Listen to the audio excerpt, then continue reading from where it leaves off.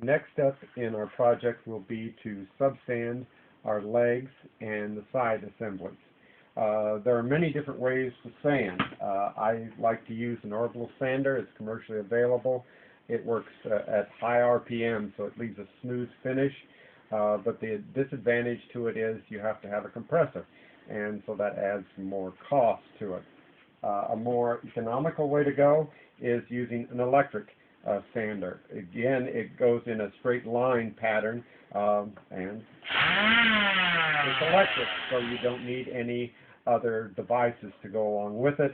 It's readily available in hardware stores or in woodworking stores. There's many different price ranges, but it gives you a flexible, more economic way to sand.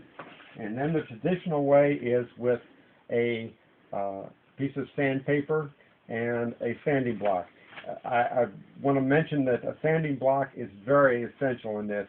Having a felt back to it, having it comfortable to your hands, makes the use of it much more comfortable for you and gives you a better result because that keeps it flat and even across your work.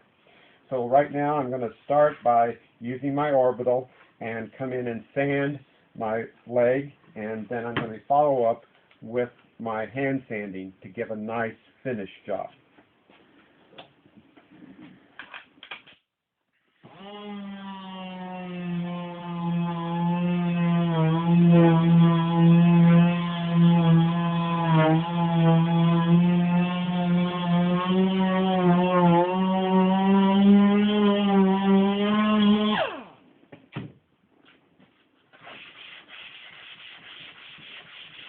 And when I'm coming back with my final sanding with my sandpaper, I like to round the edges.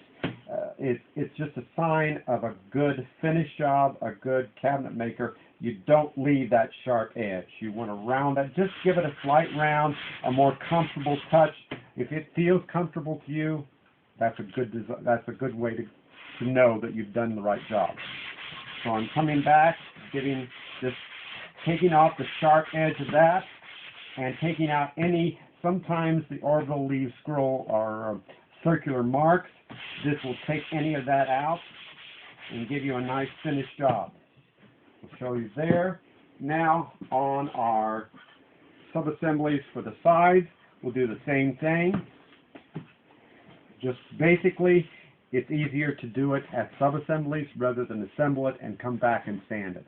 You will have to sand it slightly as a finish sand of using maybe 220 grit, but this will take basically prepare everything to be assembled.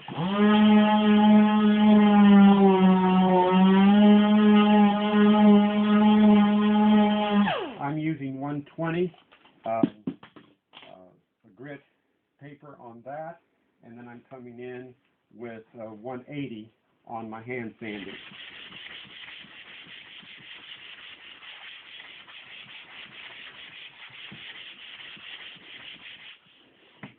When you feel it nice and smooth, you can look down, and a way to tell is in the sunlight especially, or in light, look down there. If you see any cross scratches or any deformities, you can take them out at that time.